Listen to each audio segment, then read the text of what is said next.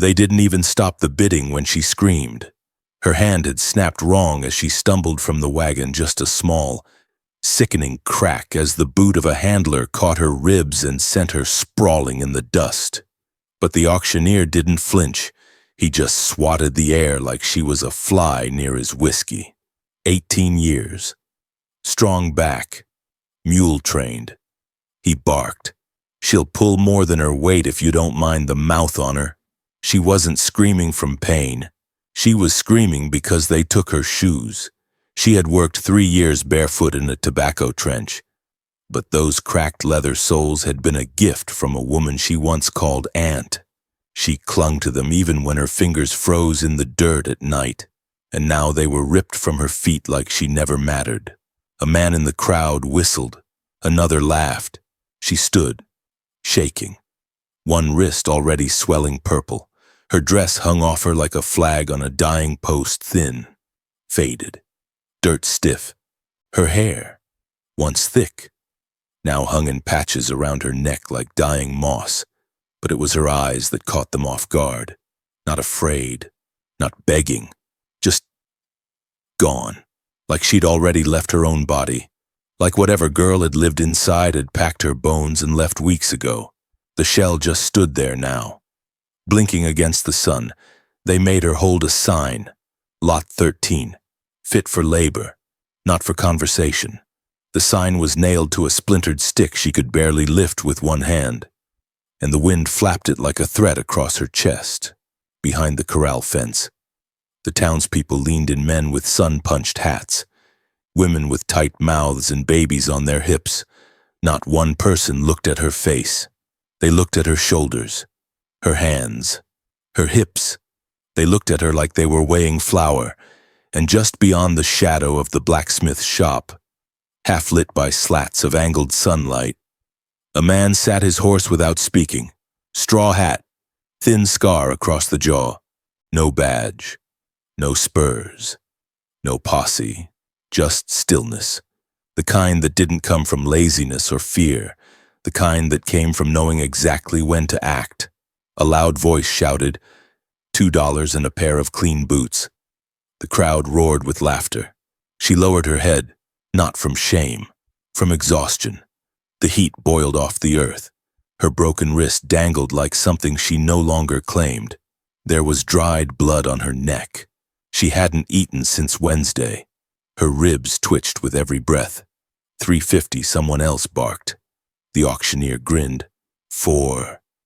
And I'll teach her to keep her mouth shut. Another said.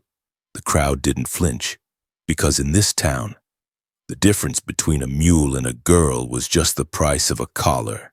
Then something strange happened. The man on the horse dismounted. He didn't walk through the crowd. He didn't say a word. He simply moved deliberate, steady, boots pressing into dust like scripture. People stepped back, not because they feared him, but because they didn't know what he was. He walked past the bids, past the girl, right up to the auctioneer, and he set something down on the barrel between them. Not money, not whiskey, not boots. A small wooden bird, roughly carved, wings folded, beak cracked. No one understood, not until he turned around, walked straight to the girl, and knelt down beside her. He didn't touch her, didn't speak, just looked at her wrist, then looked her in the eye, for the first time. Her eyes twitched. The ghost inside her blinked. He took off his hat, set it on the ground between them. Then he unbuckled his holster, laid the gun next to it, and then he did something no one expected. He reached into his satchel, pulled out a weathered marriage certificate already signed, already notarized, and set it on the dirt beside her bare feet. The crowd gasped. Someone shouted. That ain't how it's done, but he didn't move, didn't flinch. He simply waited, and for the first time, the auctioneer said nothing, because no one had ever traded a gun, a name, and a soul for a broken girl with a bird carved in her ribs. The wind picked up. The sign around her chest tore off, tumbling across the corral like paper set free. She looked at him, looked at the paper, then collapsed eyes wide. mouth silent, like her body had finally gotten permission to fall. He caught her before her knees hit dirt, and in the silence, as even the crows paused in the trees, the wooden bird on the barrel tipped forward and landed at the auctioneer's feet, broken beak down, facing east, toward home. They say the desert watches when something sacred happens, not the sky, not the earth, the desert, that silent place between breath and bone where time forgets your name. That's what it felt like when he lifted her in his arms. She didn't cry, didn't even blink. She just hung there, broken hand against his chest, ribs stuttering under the weight of air she hadn't asked to breathe. The crowd stepped back, murmurs rising like dust after thunder. No lawman came forward, no preacher objected, no auctioneer dared reclaim his barrel, because something had shifted not in him, but in them. That kind of silence only falls when people realize they've been seen and judged. He didn't speak, just nodded once toward the livery stable, then moved, not rushed, not defiant, just slow enough for the truth to catch up. Her head lolled against his shoulder, hair full of grit, skin too warm. She smelled like rope and fire and the kind of hunger that hollows out your dreams. They said she was 18, but the girl in his arms looked younger than that, and older, like time had frayed around her bones. At the edge of town, the blacksmith's wife watched from behind a curtain. She made the sign of the cross, though her husband was Protestant, and when her daughter asked why, she whispered, "Because that girl just got married to a ghost." The rancher's name was Eli Cortland. Most folks only knew him as the man who burned his own barn. But back then, he was just the man who didn't blink.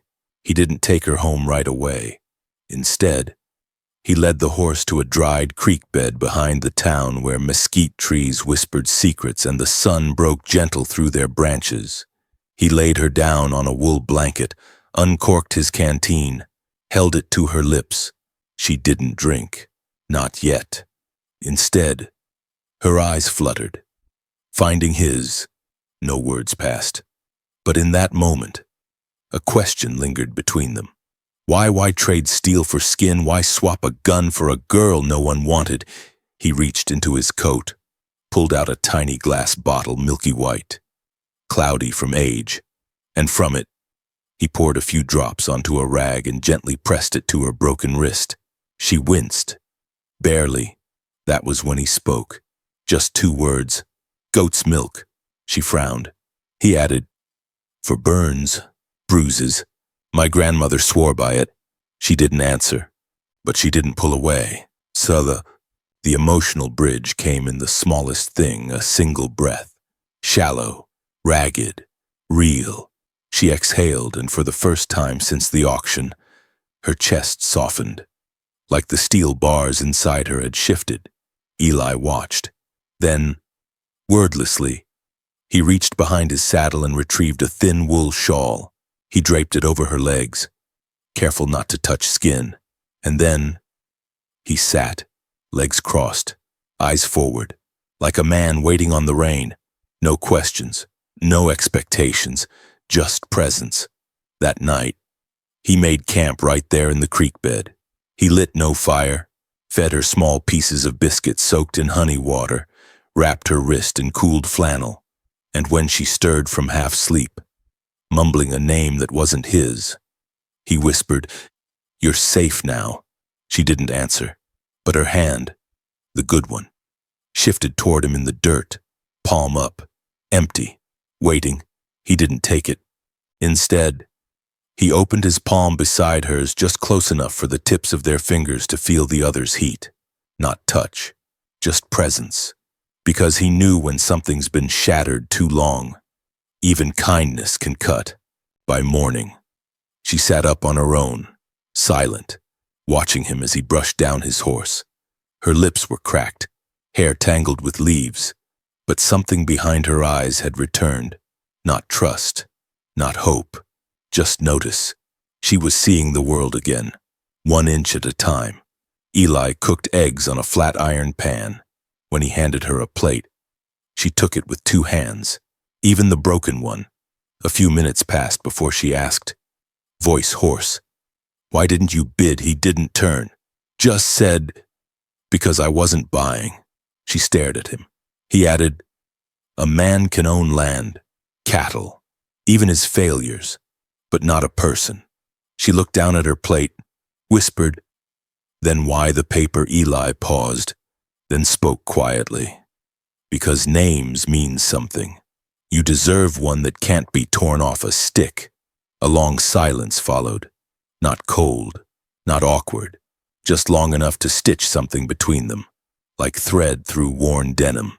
He pulled the shawl tighter around her shoulders, pointed east. "Sundown's in 6 hours. My ranch is 12 miles. She nodded. He saddled the horse, helped her up, and as they rode out of the creek bed, the wooden bird in his satchel bumped gently against his ribs, still broken, still folded, but carried with purpose now, toward a place neither of them could name yet. The ranch wasn't much. A sagging barn, 3 fence posts leaning like drunkards, a porch that creaked like it was scared of its own shadow. The house was made of grayed pine and stubbornness. Eli had built it with his father when the land was still generous and the sky hadn't turned its back. But it was quiet, and for her, that mattered more than walls. He carried her across the threshold, not because she asked, because her feet wouldn't stop bleeding. The ride had torn the old blisters wide open. Her soles looked like raw meat pressed into dust, but she never complained, not once. She didn't wince when he set her down on the cool floorboards. She just stared at the window, not outside, just at the frame, like it was the first boundary she understood. Eli didn't ask questions. He filled a basin with warm water and goat's milk. The smell was strange clean, but thick with memory. He dipped a clean cloth, wrung it out, and knelt beside her. She flinched when he touched her wrist, not because it hurt, because it didn't. Pain was familiar, expected. This was something else. His hands were weathered but gentle, rough from rope and hammer, yet careful. He wiped the caked blood away, slow as morning fog rolling off the hills. The milk coated her skin, leaving it pale and luminous, like porcelain that had been buried too long. She whispered, "Why milk?" He said, "Because it softens things, even scars." "No," he said, "but it reminds them they used to be skin." She didn't answer, didn't need to, because for the first time since he met her, she looked at him, really looked, not with suspicion, not fear, just the aching confusion of someone trying to remember what safe felt like. The emotional bridge came from a silence, a long one, the kind that doesn't ask to be filled. She reached for the cloth, tried to wipe her own wrist. Her fingers trembled. He didn't stop her, just watched as she pressed the damp fabric against her bruises, as if testing whether her own hands could be soft too. That night, he set her up in the back room. The bed was small. The sheets smelled like cedar and smoke. He lit a lantern but left it dim. "Call me if you need something," he said. She asked, "What?" He paused. "Water? Food? A name?" She didn't reply. As he walked out, she whispered, "I had a brother once. That stopped him." She continued, "He taught me how to trap quail. Said never set a snare where shadows cross animals, don't trust them." Eli stood in the hallway, half lit by lantern glow. "I'm not a shadow," he said. "No," she replied, "but I don't know if I'm an animal anymore either." He left her door open, just a crack, enough to let the light spill in. Over the next few days, they fell into a rhythm. He tended cattle. She watched from the window. He mended fence posts. She folded blankets. He left food at the table. She ate when he wasn't looking. But the basin stayed near. Each night, he warmed milk on the stove and set it beside the bed. And each morning, the cloth came back folded wet, used, carefully placed. No words exchanged, just actions, like a ritual, sacred and strange. She still hadn't told him her name, and he didn't ask, because names, like wounds, reveal themselves on their own time. One afternoon, he found her outside, barefoot, standing under the fig tree by the well, her broken wrist wrapped in a strip of curtain cloth, her good hand holding the shawl tight. She said, "I used to dream of a house with no yelling." He nodded. She added, "No fists, no locked doors, just wood that didn't have teeth." He didn't move. She said, "This house has soft corners." He smiled, faintly, then said, "It ain't much." She shook her head. "It's more than enough." And for the first time, she smiled too. Not big, not bright, but real. And it made her look like someone who still had years left in her. That evening, she made biscuits. They were hard, a little burnt, but Eli ate them all. She watched with arms crossed, waiting for a comment. He said nothing, just nodded, then reached for another. She chuckled soft and unsure, like laughter in a place that hadn't heard it in years. He looked up. "You're safe here." She held his gaze, then whispered, "What if I don't want to be safe? What if I want to feel something again?" He answered with silence, because that wasn't his decision to make, only hers. And that was the first moment she realized he wasn't trying to fix her. He was just waiting, like rain on drought-hardened ground, patient, steady, quiet, letting her decide when to open and when she turned away, biting her lip to hide the tears she didn't understand. The wooden bird sat on the shelf behind her, still cracked, still folded, but beginning, ever so slightly, to catch the light. He didn't hear the carving until the fourth night, a faint, rhythmic scratching behind the barn wall, not frantic, not angry, just steady like a heartbeat with purpose. He followed it in the dark, lantern swinging at his side, boots soft on dirt, no wind, no cattle sounds, just the desert holding its breath. Inside the barn, the horses didn't stir. They knew her scent now, knew her silence. The noise came from the far stall, the one he hadn't used in years. She was crouched there, knees tucked under her dress, one hand braced on a beam, the other working a rusted nail like a chisel. He didn't speak. She didn't stop. The wooden post had been worn smooth from years of weather and warping. But now, inch by inch, a shape was emerging. Wings, feathers, a sharp beak tilted to the side, a bird, crude, uneven, but unmistakably hers. He stood there a long time, until her hand stilled. She didn't turn around, just said, "We had one back home, a yellow canary, lived in a cage made of piano wire." He stepped closer. She went on, "My father said it was for music, said when the bird sang. The devil couldn't get in." She traced the wing's edge with her finger, but when my mother left, it stopped singing, just sat there, stared at the wall like it knew what waiting meant. Eli knelt beside her. He saw now this wasn't a new carving. This was old, etched deep in her somewhere, and now returning, like breath after drowning. She turned to him. "For 3 years I tried to set that bird free, but the lock was too small, and the key was gone." She held up the nail, her hands shaking. "I don't want to be in a cage anymore, even a quiet one." He didn't reach for her, didn't try to soothe, just nodded. Then, after a long pause, asked, "Did it ever sing again?" She smiled. "Barely. The day it died, one long note, like it was saying goodbye." They sat in silence, the wooden bird in the beam catching flickers of lantern light, wings folded tight like a secret. The emotional bridge that night was a gesture. She touched his wrist, not to pull, not to ask, just to feel, and he let her, because sometimes healing isn't in the mending, it's in being allowed to break and still be held. In the days that followed, the barn became her refuge.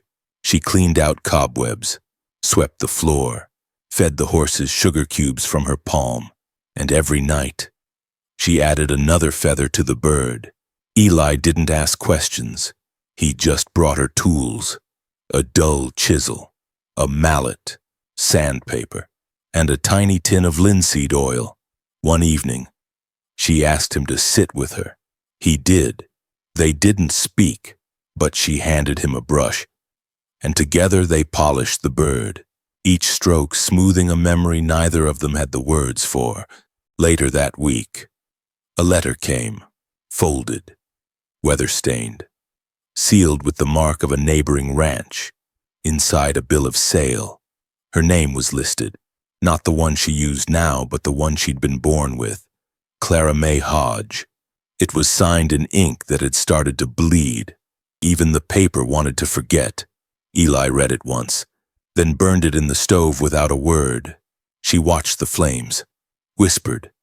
That name died with the cage. He asked, "Do you want a new one?" She shrugged. Maybe just no name at all. For now. He nodded. Then no name it is? That night, something shifted. She came to the porch after dark, barefoot, dressed damp from washing. He was fixing a saddle strap. She sat beside him. No words, just breath. And then, it was nothing. She said, "The first man who bought me was missing 2 fingers. Said it made him gentle. It didn't. He stopped working."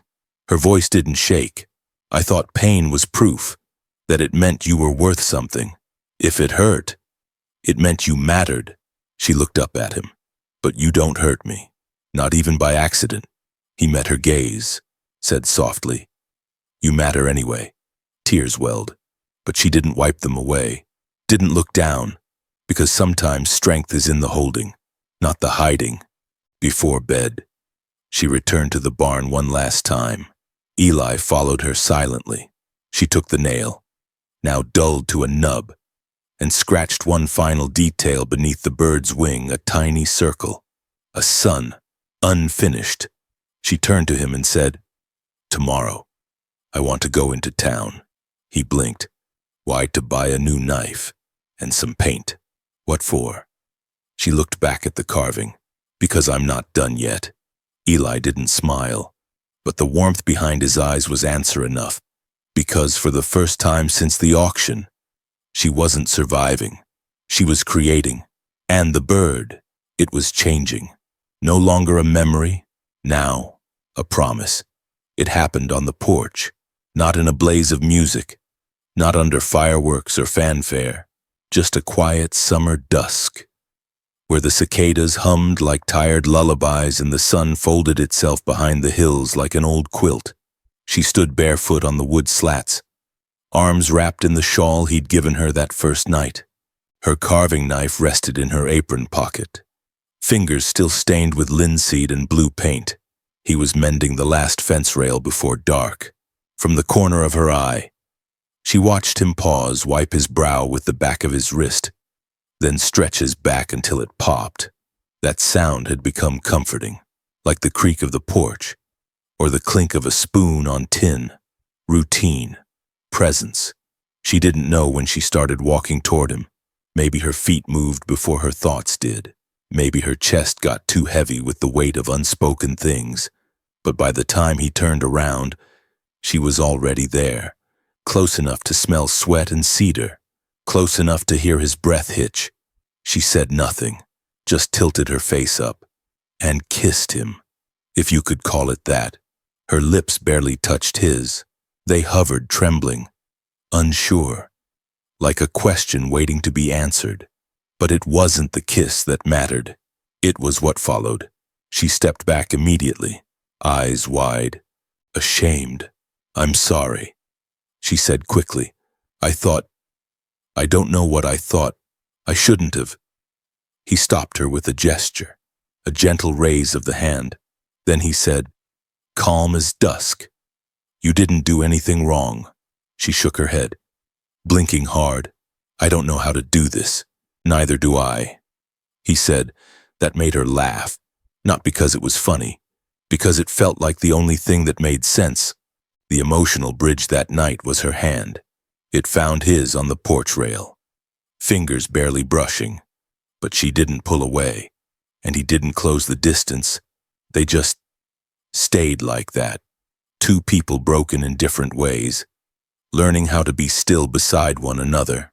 Later, in the kitchen, she made tea. He sat at the table, watching the steam curl around the rim of the chipped ceramic. She asked, "Why did you burn your barn?" He blinked, surprised, but answered, "There was a boy, not mine, son of a man I owed money to. The father came to take my cattle, said he had claim. Brought the boy with him. The kid was maybe 10. He sipped. They tied my horses, stole 2 sacks of feed. When the father turned around, the boy looked at me and smiled, not because he hated me, because he didn't know better."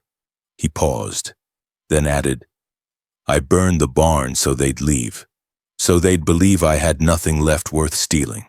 She looked at him, eyes soft. "You gave it up to protect him. I gave it up to stop becoming the man I used to be." She nodded. Then, after a long silence, whispered, "Will you marry me?" Eli choked on his tea. She smirked. "You already have the paper. That's not how it works." She shrugged. "Worked for the rest of them. You're not them." "No," she said, "but I don't want to belong to anyone. I want to choose." Eli set the cup down slowly. "Marriage is more than a name.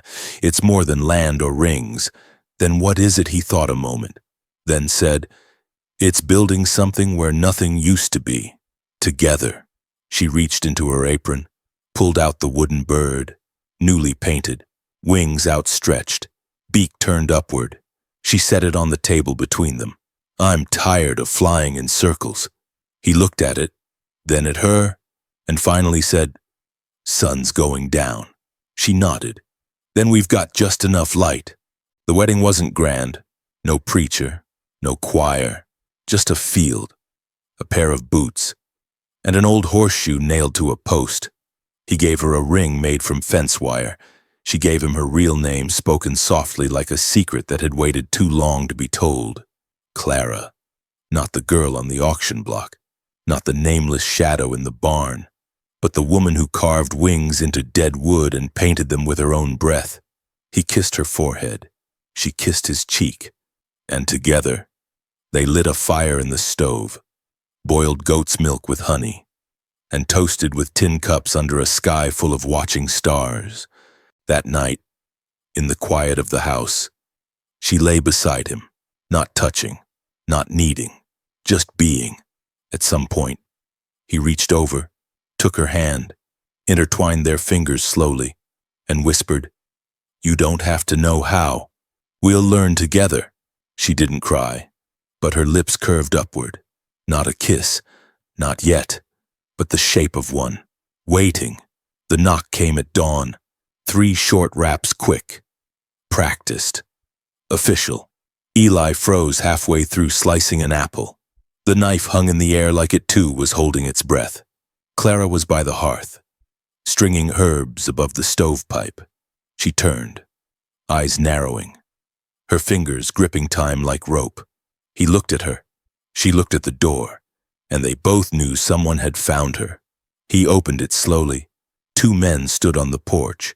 One wore a gray vest and a tin star. The other held a folded paper with a seal. Neither smiled. Eli Cortland, the lawman, asked. He nodded. "You got a woman here by the name of Clara May Hodge." His jaw twitched. "Not anymore." Eli said, "She was purchased legally. Her previous owner filed a report, claimed she was stolen, said you falsified papers. You're to come with us." Behind him. Clara stepped into view, hair tied, lips pressed tight, a little color in her cheeks from the fire. The bird pendant she'd carved hung around her neck on a piece of thread. She didn't cry, didn't run. She just said, "I'm not property." The lawman exhaled through his nose. "Miss, that ain't for me to decide. You've been claimed. By a man who beat her half to death." Eli added, "That's not in the report." "Of course it isn't." They stared each other down. The second man unfolded the paper, held it out. Eli didn't take it, because he didn't need to read lies to recognize them. That night, he burned the barn, not out of rage, out of strategy. He led the horses out at dusk, saddled too, packed only what they could carry. Tools, water, dried biscuits, blankets, no names, no letters, no papers. He stood in the doorway of the barn, a single match in hand, watching Clara as she tied her shawl tighter against the wind. She said nothing, just held the wooden bird against her chest. He struck the match, held it to a hay bale soaked in oil. The flames caught fast. Orange snapped into the air, licking the rafters, swallowing shadows whole. They didn't look back, not once, because what burned wasn't just a building, it was a declaration. She wasn't going back, and neither was he. The emotional bridge was smoke, thick, rolling, pungent with memory.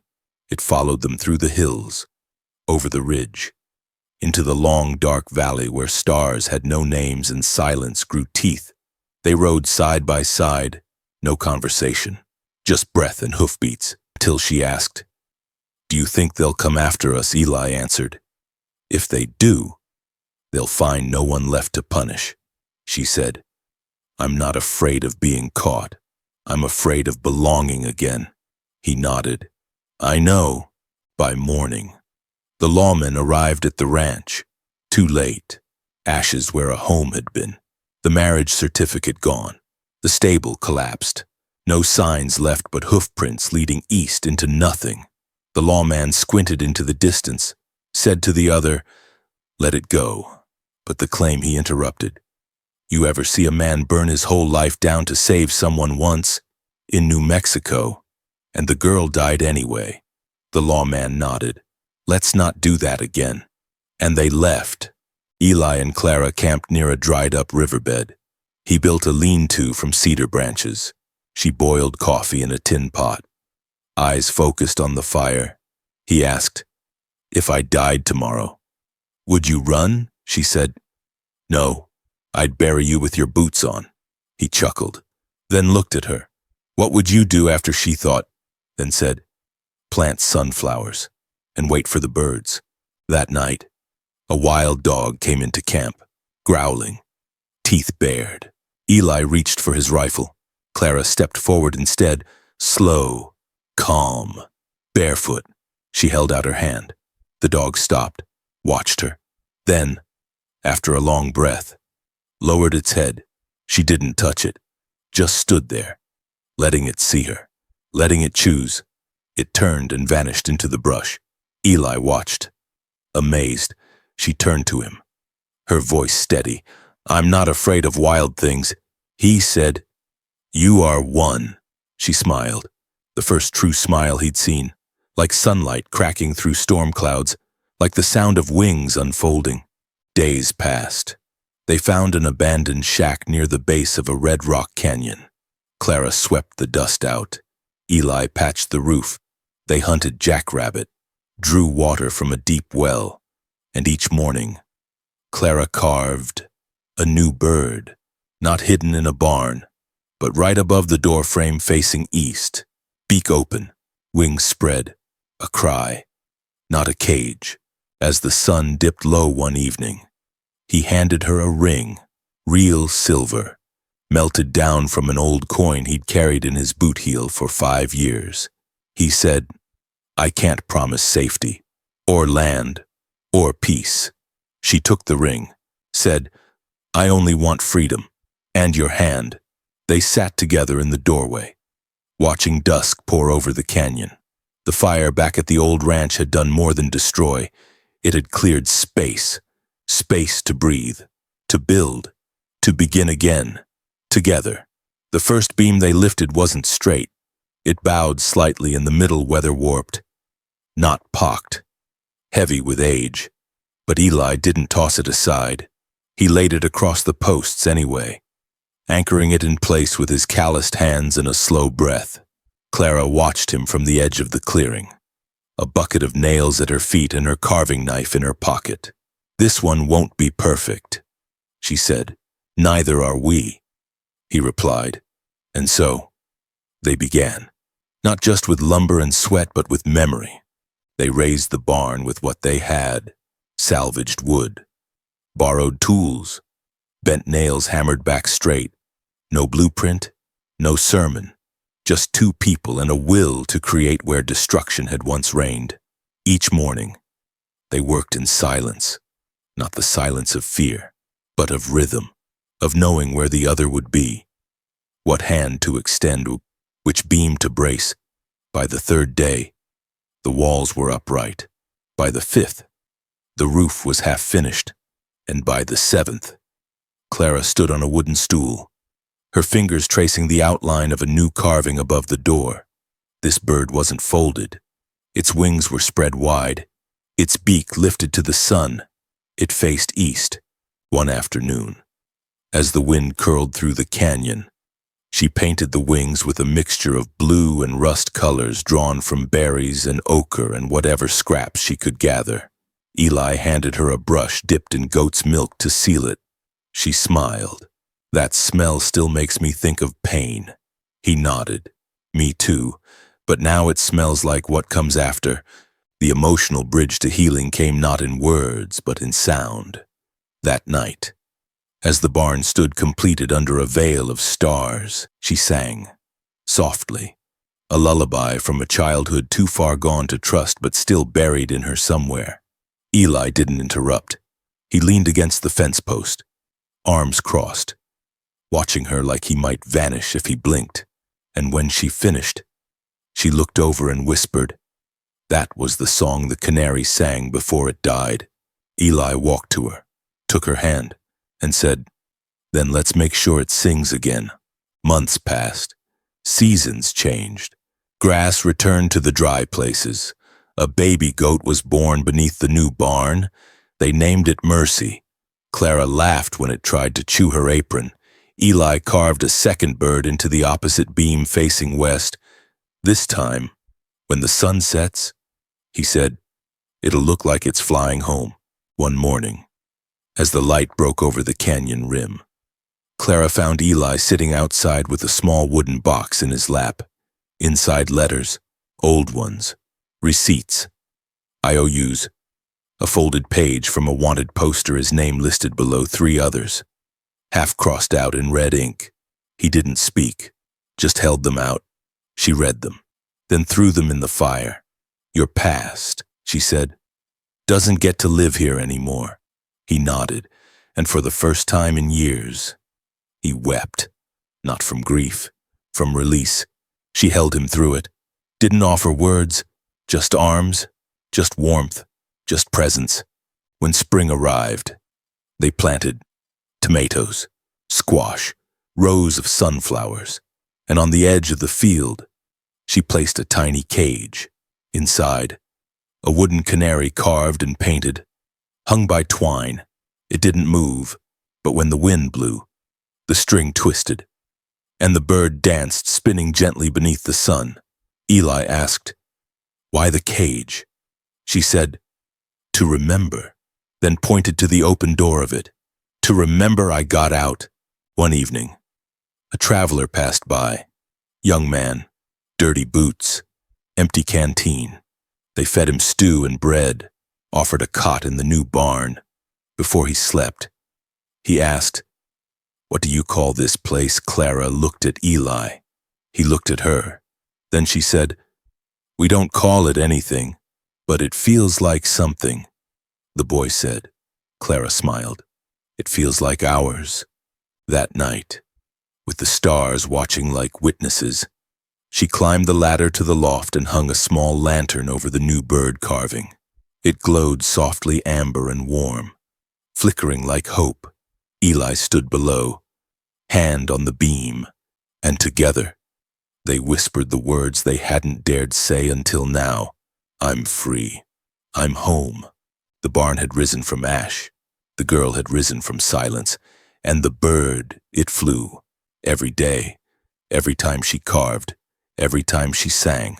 Not because it was real, but because now she was Some fires don't destroy, they reveal.